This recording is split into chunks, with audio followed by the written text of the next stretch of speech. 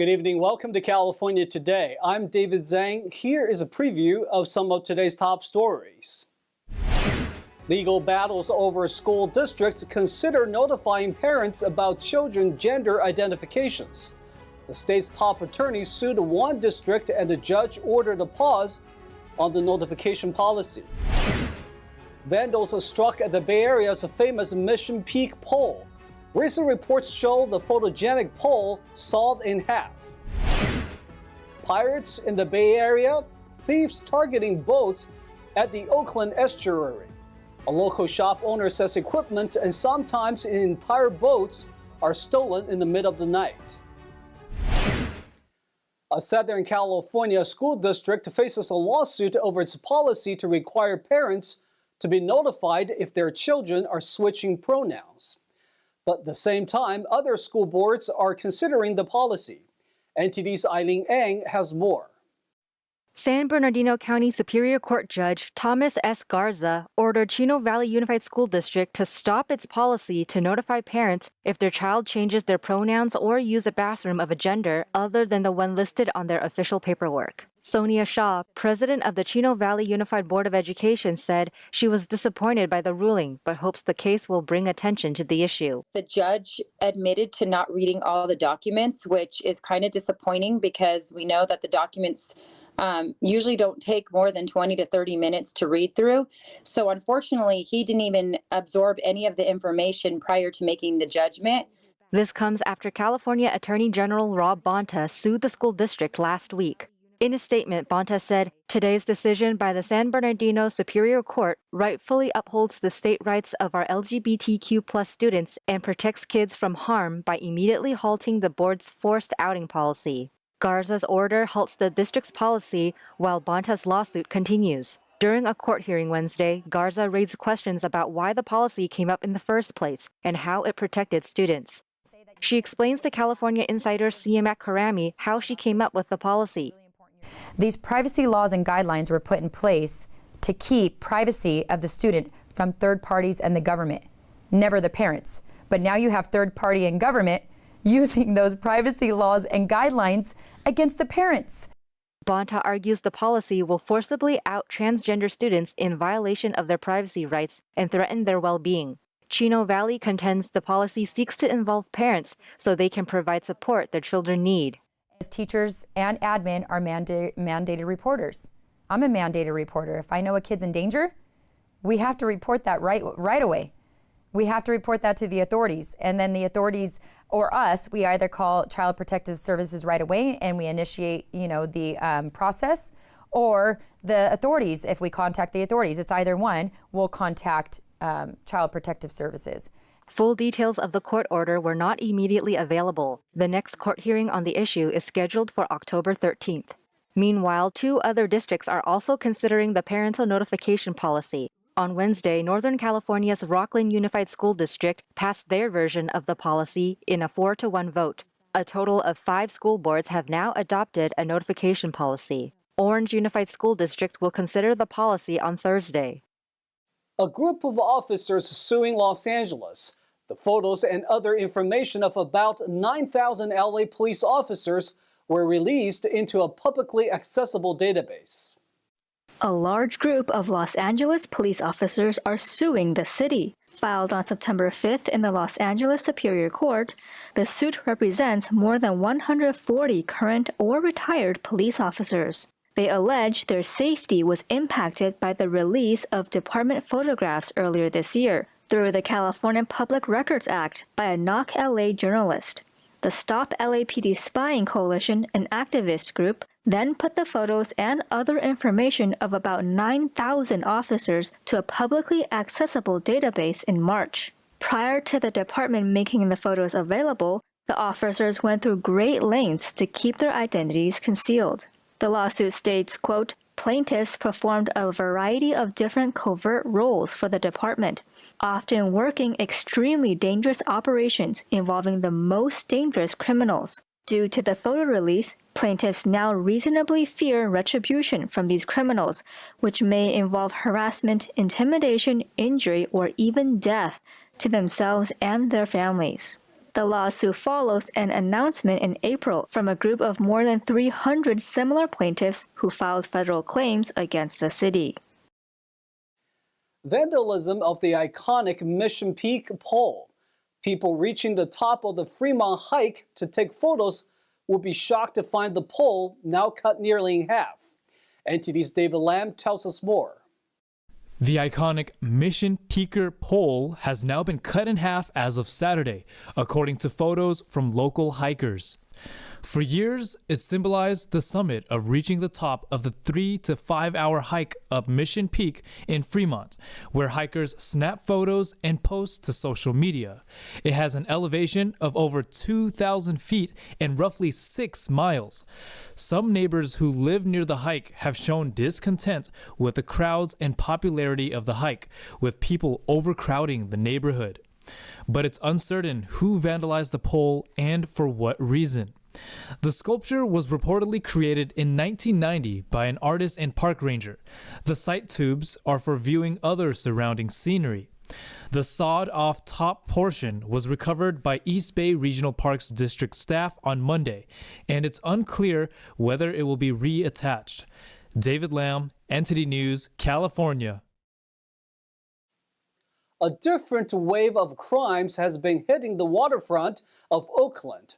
Residents who live and work at the Oakland Estuary say they are now battling pirates, as thieves coming by water steal onboard equipment and sometimes the entire boats.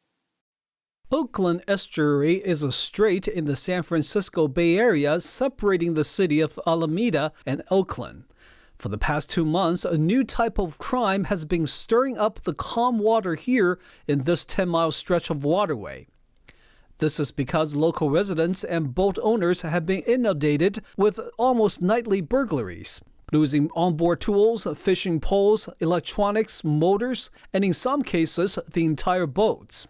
Craig Jacobson is the owner of a local boat motor shop. He says he has never seen anything like this in his 47-year history of working with the boat owners in the estuary. There's some drug rings going on right now that people are stealing the boaters and the boats, turning them over to the drug guys for drugs, and they're taking them somewhere else and selling them. An abandoned stolen boat drifted to his dock just a few days ago. I'm sure it had a motor on it, and it may have had some other stuff in there, and they took all that. And the front of the boat, you can kind of see it, it's been razor bladed and cut open, thinking it would sink, and it doesn't. There's been numerous boats found like this just drifting around without motors on them. Some other gutted boats are abandoned here at the Union Point Park right next to a bridge to the Coast Guard Island. Jacobson says his shop has been broken into by hooded individuals just recently, but he hasn't had much luck with law enforcement. Depending on which side of the estuary the crime takes place or the criminal resides, it could fall into the jurisdiction of the U.S. Coast Guard, Alameda Police, or Oakland Police. Down the middle is the line between Alameda and Oakland. So Alameda is responsible for that side, and Oakland's responsible for this side. And we haven't had a lot of luck with Oakland Police. We've contacted them and talked to them and emailed back and forth. And they say that they have all their officers so tied up on violent crime right now, they just don't have any resources to put towards property crime. Some suspect that thieves are from nearby homeless encampments or living on stolen boats on the water. While the boatyards in the area are gated, they become defenseless to the thieves coming by the way of water. Frustrated by the inaction of police, local residents are taking matter into their own hands by forming night watch groups to keep an eye on each other's boat. Boat owner Michael Burned videotaped the suspicious individual cruising in the area looking for theft opportunities under the cover of night, and the suspect sailed away when he confronted the person. Back at the motor shop a week ago, Jacobson helped the police catch a thief with a $4,000 Mercury brand motor stolen from one of his customers. The manufacturer's hidden serial number matches his sales record. So this is the motor that we recovered last week, which is only a 2-year-old motor, so it should look nice. And the first thing they did is paint it and made it look ugly. Jacobson said the thief immediately claimed he couldn't breathe when the police showed up to arrest him, and was taken to a hospital instead and later let go. But Jacobson said that media exposure of this piracy problem did seem to help, as he notices a sudden drop in cases as more public attention is being paid to this new wave of crime in an otherwise beautiful estuary. A Netflix engineer found dead on the waters of San Francisco Bay. It was determined a suicide at the Golden Gate Bridge. The young man was originally from New York and moved to Silicon Valley about 2 weeks prior. A San Jose Netflix software engineer who has been missing for 2 weeks was recently found dead. According to the Marin County Sheriff's Office, officials found 22-year-old Johannes Stefanos Kadane on August 29th in the waters of the Golden Gate Bridge. His phone, wallet, and backpack were found south of the bridge near the Welcome Center. His phone location showed that he was there all night. A passing boat spotted an unresponsive person and notified the U.S. Coast Guard. The body showed signs of, quote, advanced decomposition, prolonged exposure to the aquatic environment, and appreciable depredation. The cause of death was determined to be from blunt impact injuries and drowning. The mode of death was determined to be suicide. Kadane was a recent Cornell graduate who was originally from Webster, New York. He moved to San Jose about 2 weeks before the incident. That 70s show TV star Danny Masterson is going behind bars. The actor is looking at 30 years to life in prison for raping 2 women 2 decades ago. Los Angeles Superior Court Judge Charlene Olmedo handed down the sentence on Thursday to 47-year-old Danny Masterson. Women he allegedly raped shared statements about the trauma they experienced and the suffering they faced. The actor, who has been in custody since May, watched without visible reaction as the women spoke. An initial jury failed to reach verdicts on all 3 counts of rape back in December. They could not reach a verdict on the 3rd count, which alleged that Masterson also raped a longtime girlfriend. Earlier Thursday, the judge sentenced the actor after rejecting a defense motion for a new trial. Masterson did not testify, and his lawyers called no witnesses. The defense argued that the acts were consensual and attempted to discredit the women's stories by highlighting inconsistencies over time. The defense sought to have sentences for the 2 convictions run simultaneously and asked for a sentence of 15 years to life. The prosecution asked for the full 30 years to a life sentence, which Masterson is eligible for. We'll now take a short break, but here's a look at what we have for you when we come right back. Marilyn Monroe's home faces potential demolition, but fans and locals try to save the iconic building. Hollywood's iconic sign turns 100 years old. Visitors are celebrated with a hiking tour to see the sign up close and personal. Why does Southern California's city of Calabasas rank number 1 in the country for most desirable city to live in?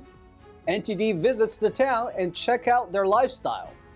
Those stories and more coming up on California Today.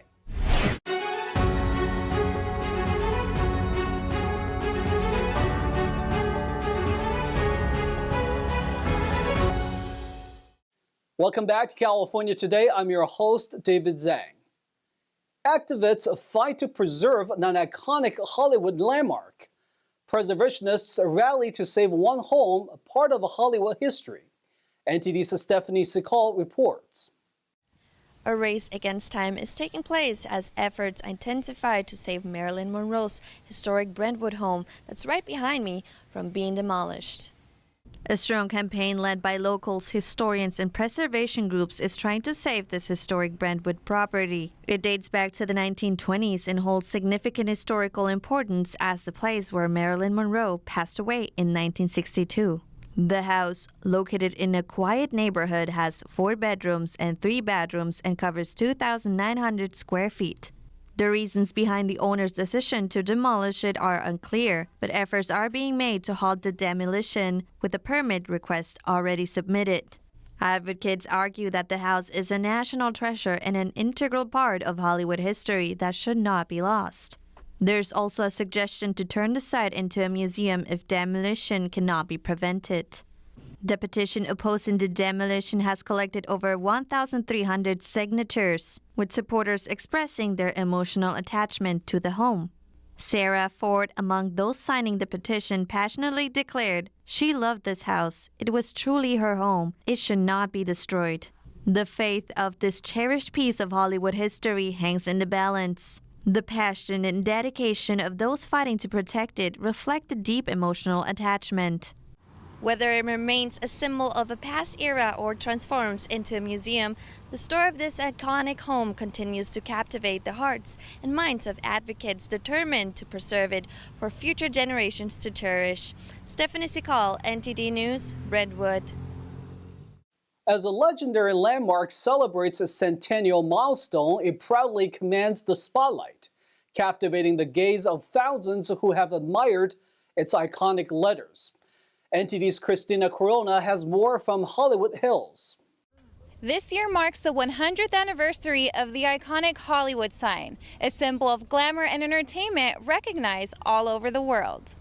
Standing proudly in the Hollywood Hills, this landmark has witnessed a century of history, fame, and transformation. Originally established in 1923 as a real estate advertisement for the Hollywoodland housing development, the sign featured 13 massive letters, each standing 30 feet wide and 50 feet tall. At night, it dazzled onlookers with thousands of sparkling light bulbs, slashing holly and wood sequentially, making it a nighttime attraction in its own right. In 1949, the sign underwent a significant change when the land portion was removed, simplifying it to just Hollywood and broadening its representation to encompass the entire entertainment industry. The Hollywood Sign Trust manages and maintains the sign, while the city of Los Angeles owns it. Today, the sign stands tall, with each letter measuring 45 feet in height, spanning a total of 350 feet. We spoke to several sightseers who told us why they chose to see the iconic sign. The Hollywood sign from movies and stuff, it's quintessential LA, and yeah, I feel like as an Australian, it's everybody who comes to America, you come to see the Hollywood sign. It's like going to Paris and not seeing the Eiffel Tower if you don't come to LA and see the Hollywood sign. Totally. It's a piece of history. It's something you definitely want to come and see when you're here in LA. And I still remember the movie 2012. So I say that volcano come from the behind, and the Hollywood sign is super cool. So that's one of the reason why I'm quite here today. As the sign celebrates its 100th year, it continues to symbolize the appeal of the Hollywood dream, enchanting the world with its timeless charm. Christina Corona, NTD News, Hollywood. Updates to the California Education Code to include the U.S. Space Force. That's what one lawmaker hopes to do.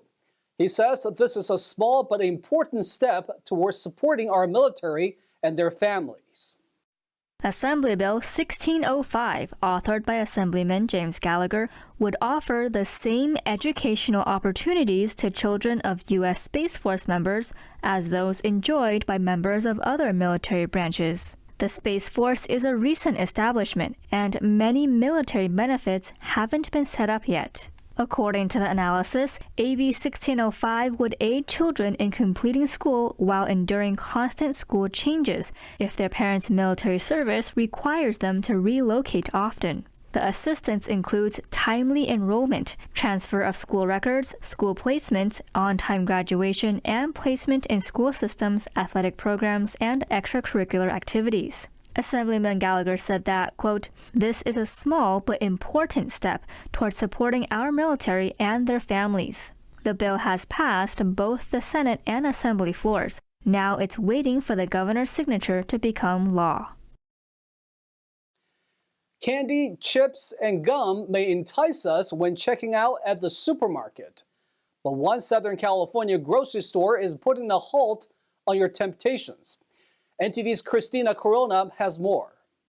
Chips, candy, and other junk food may soon be removed from the checkout areas of grocery stores in Perris. The Perris City Council unanimously passed a law that prohibits the placement of high sugar and high calorie items near the registers in major grocery stores. The ordinance was approved earlier this year and will soon have a second reading for an amended version. Perris Mayor Michael Vargas said the amendment is just a formality, so shoppers can expect the changes to go into effect on January January 1st. He said they are not asking stores to stop selling these items, but rather to relocate them to the store aisles. Some shoppers expressed their support for this measure, as it will reduce the temptation for children to indulge in snacks while waiting in line. The goal is to replace junk food items in the checkout aisles with healthier options, such as salads, nuts, and fruits. Perris City Manager Clara Miramontes said in a June press release, "We are committed to the long-term health and wellness of residents and look forward to successful results." The initiative was introduced by the statewide group Public Health Advocates, along with Boys and Girls Club of the Inland Valley. Christina Corona, NTD News, California.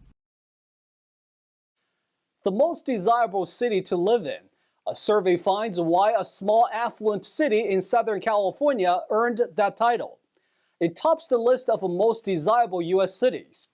NTD's Stephanie Secal brings us more from Calabasas, California. That's right, David. I decided to come down here to Calabasas where it's sunny, it's beautiful, it's surrounded by nature. And I decided to ask residents why they think Calabasas is so beautiful. Calabasas, California has been named the most desirable place to live in the United States, according to a recent survey by Moving Feedback. In a ranking of nearly 200 cities, Calabasas claimed the top spot for the most desirable lifestyle. Calabasas teacher Charlie Quevedo explains why she thinks this is. I think just probably mainly like the safety, and then also just how relaxing and serene it is, like especially in this area. Like I could just come and grab a book and read for a few hours and just relax, grab a coffee, think, write, whatever. This recognition is attributed to its charming suburban atmosphere, proximity to the entertainment industry, upscale neighborhoods, low crime rate, excellent schools, and numerous amenities. Tamara Shane, a resident, agrees. It is just the most beautiful place, to be honest. I mean, the mall alone should tell you, with the turtles and everything else. It's just a really nice place. People are actually really friendly out here. It's just beautiful. And it's just nice. You've got the beach pretty close by, and it's just a really nice place to live in general. Irina Movsesian, another resident, explains why Calabasas stays on top of the list. I think the place can be beautiful if people keep it beautiful. And in general, it's California. So it's sunny and you want to be in the sun. So that's what makes Calabasas beautiful. People, places, and sun. Its close proximity to Los Angeles offers residents access to cultural events and career opportunities. Calabasas, with a population of 23,130 and a median household income of $126,178, is situated about 22 miles northwest of downtown Los Angeles and is renowned for its celebrity residents. Other cities in the top rankings include Ponte Vedra Beach, Florida, Huntington Bay, New York, South Park, North Carolina, and Forest Acres, South Carolina. The survey involved 3,000 adults and utilized various data sources to ensure accuracy. After spending some time here and speaking with some residents, it's very clear why this place takes the crown to the most desirable place to live in the United States. Stephanie Secal, NTD News, Calabasas. That's all we've got for you tonight. We would like you to join us again on California Today every weekday at 8 p.m. Make sure to check out our broadcasts at ntd.com/California-today. You can also find all of our top latest clips there, ready to share with friends and family. Send us a message on Facebook, Twitter, Instagram, Ganjin World, or through our email, california.today@ntd.com. I'm David Zhang. Have a wonderful evening.